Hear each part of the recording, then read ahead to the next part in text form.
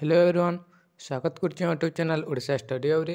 तो पिलाने आज आम ए वीडियो देखा +3 second semester political science honours of core paper 4 जोटा कि रही अछि प्रथम यूनिट परिचय इंट्रोडक्शन। तो प्रथम चैप्टर रही अछि तुलनात्मक सरकार और अर्थ और परिचय। तो से विषय रे से यूनिट 1 टू 1 मार्क विशिष्ट केतोटी प्रश्न आम आलोचना करबा जहाँ तुम एग्जाम बहुत लाभदायक हेबो। तो देखो सिलेक्शन 1 मार्क क्वेश्चन और जो मैंने चैनल को प्रथम थर आते चैनल को सब्सक्राइब करदेव और बेल आइकन को प्रेस कर ऑल नोटिफिकेशन ऑन करदेव जहाद्वारा परवर्ती वीडियो आप सर्वप्रथमे पाइपर।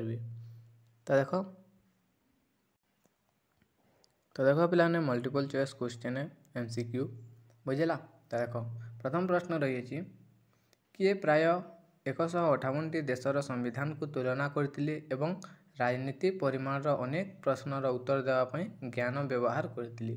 तो देख कहला कि किए प्राय 158 देशर संविधान को तुलना करते एवं राजनैतिक परिमाण अनेक प्रश्नर उत्तर देवाई ज्ञान व्यवहार करते। तो ऑप्शन अच्छी प्लाटो, ऑगस्टीन, हॉब्स, अरिस्टोटल। तो सठिक आंसर हो अरिस्टोटल, ऑप्शन नंबर घ अरिस्टोटल बुझेगा। नेक्स्ट 1921 मसीह प्रकाशित मॉडर्न डेमोक्रासी पुस्तकटी तुलनात्मक राजनीति क्षेत्र में एक ऐतिहासिक घटना जहाँ डैश को द्वारा लिखा जाता। तो ऑप्शन अच्छी जेम्स बॉन्ड्स, जेम्स माउंट, स्पास ब्राइसेस, जेम्स ब्राइसेस। तो सठिक आंसर हो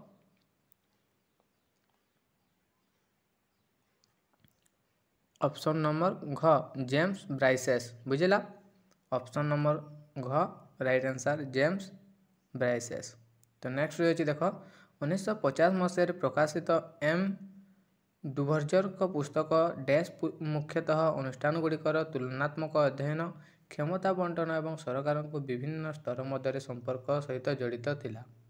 तो देख डुभर्जर पुस्तक डैश मुख्यतः आनुष्ठानिक तुलनात्मक अध्ययन। तो आंसर हो घ राजनैतिक दल बुझेगा। 3 नंबर ऑप्शन नंबर हूँ घ राजनैतिक दल। तो देख 4 नंबर प्रश्न रही 1992 मसीह प्रकाशित तांकर the end of history and the last man पुस्तक डैश युक्ति करथिले जे चिंताधारार इतिहास मानव सरकार चूड़ांत रूप भाव में उदारवादी गणतांत्रिक स्वीकृति और विजय सहित शेष होता। तो यह फ्रांसिस फुकुयाम जुक्ति करथिले। तो यह फ्रांसिस फुकुयाम जुक्ति करथिले। ऑप्शन नंबर घ 4 नंबर प्रश्न ऑप्शन नंबर घ हूँ right answer. Clear. Next 5 number प्रश्न अच्छी देख अमेरिकार समाज विज्ञानी डैश तांको रचना दि एंड ऑफ आइडियोलॉजी रे सूचाई जे यही विकासर आलोकर एक आदर्शगत सहमति किंबा राजनैतिक अभ्यासर प्रसंग उपरे आदर्शवाद पार्थक्य आवश्यकता स्थगितता थिला। तो यार आंसर हो घ डानियल बेल यार आंसर हो डानियल बेल, ऑप्शन नंबर घ बुझेगा। नेक्स्ट डैश युक्ति करथिले जे तुलनात्मक राजनीतिर निजस्व एक कार्यात्मक ध्यान नहीं बरं एक पद्धतिगत ध्यान अच्छी। तो ऑप्शन अच्छी मैगमाटा लिचफाट, आरुम लिचफाट, आरेंट लिगम, आरेंट लिचफाट। तो आंसर हो घ आरेंट लिचफाट। तो नेक्स्ट रही देख डैश अध्ययन में राजनैतिक अनुष्ठान वैशिष्ट्य सुविधा असुविधा गुण दोष समानता और असमानता तुलना कर जहाद्वारा सर्वोत्तम राजनैतिक अनुष्ठान निर्णय कर। तो ऑप्शन अच्छी तुलनात्मक सरकार, तुलनात्मक राजनीति सरकार और कौन सी नुहे। तो सठिक आंसर हो क तुलनात्मक सरकार। तो नेक्स्ट अच्छी देख डैश दृष्टिकोण को नैतिक दृष्टिकोण माध्यम नाम जनाशुना। तो ऑप्शन अच्छी दार्शनिक, गाणितिक, तार्किक, ऐतिहासिक। तो आंसर हो क दार्शनिक बुझेगा। नेक्स्ट डैश दृष्टिकोण कहे राजनीतिक तत्व केवल सेतेबेले बुझी हेब जेतेबेले ऐतिहासिक कारण गुड़िक विचार को नि तो आंसर हो 10 नंबर घ सॉरी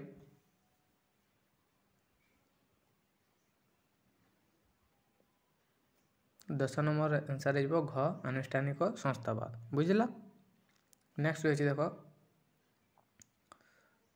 डैश दृष्टिकोण राज्य को मुख्यतः आईन सृष्टि एवं प्रवर्तन पर एक संगठन भाव में व्यवहार करथिला तो आंसर हो ग आईनगत दृष्टिकोण राज्य को मुख्यतः आईन सृष्टि एवं प्रवर्तन पर एक संगठन भाव में व्यवहार करे बुझला। नेक्स्ट 12 नंबर होची देख डैश द्वारा प्रस्तुत राजनैतिक जोगाजोग दृष्टिकोण वार्ता पठाई किंबा सूचना प्रसारण करी व्यवस्थार गोटे अंश अन्य एक अंश को किपर प्रभावित करे ताहा उपरे गुरुत्व दी थाए तो ऑप्शन अच्छी कार्ल ड्यूज कार्ल मार्क्स मार्ल ड्यूज और कार्ल हॉब्स तो सठिक आंसर हो क कार्ल ड्यूज द्वारा पुस्तक राजनैतिक जोगाजोग दृष्टिकोण वार्ता पठाई किंबा सूचना प्रसारण करी व्यवस्थार गोटे अंश अन्य एक अंश को किपर प्रभावित करे ताहा उपरे गुरुत्व दे थाए यह कार्ल ड्यूज को द्वारा बुझला। नेक्स्ट तो ख्रीष्टपूर्व 422 मसीह ग्रीक दार्शनिक डैश गणतंत्र को लोकमानकर द्वारा एवं लोकमानक पाई बोली व्याख्या करथिले जहाँपर पूर्वतन अमेरिकीय राष्ट्रपति अब्राहम लिंकन पुनरावृत्ति करथिले तो ऑप्शन अच्छी मेलन फेलन बेलेन और क्लियन तो सठिक आंसर हो 13 नंबर घ क्लियन।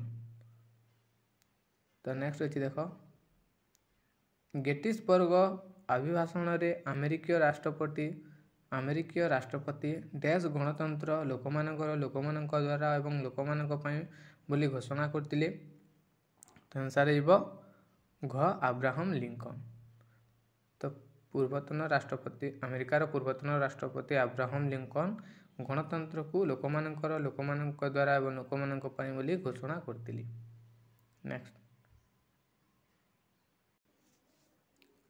शिल्प विप्लव पर पश्चिम यूरोप एवं उत्तर अमेरिकार गणतांत्रिकीकरणर डैश लहर आरंभ होइतिला तो आंसर हो क प्रथम लहर आरंभ होइतिला बुझला। नेक्स्ट एशिया आफ्रिका एवं लाटिन अमेरिकार उपनिवेशीकरण रु मुक्त होगा सहित गणतांत्रिकरणर डैश लहर आरंभ होइतिला तो आंसर हो ख द्वितीय लहर।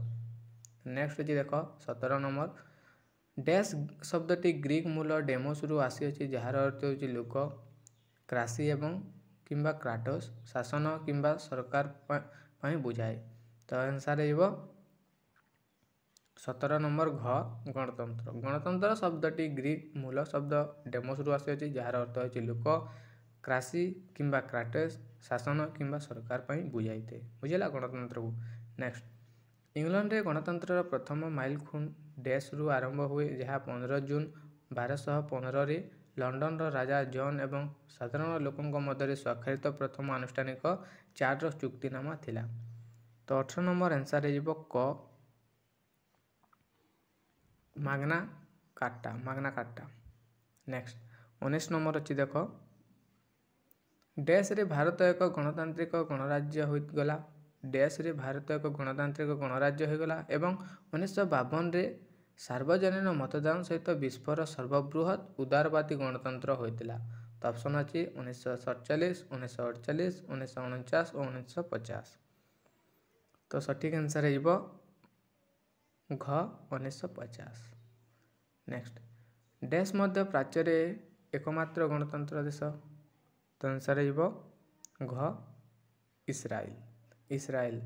नेक्स्ट राजनैतिक संस्कृतिर यही धारणा होची यह डैश प्रति लोकों मनोभाव विश्वास एवं दृष्टिकोण एक सेट तो आंसर हो घ राजनैतिक व्यवस्था बुझला। नेक्स्ट होची देखो डैश आनुष्ठानिक दृष्टिकोण शासन रे आईन प्राथमिक भूमिका विश्वास करे ऑप्शन अच्छे पारंपरिक आधुनिक सांस्कृतिक आधुनिक परवर्ती तो आंसर हो क पारंपरिक।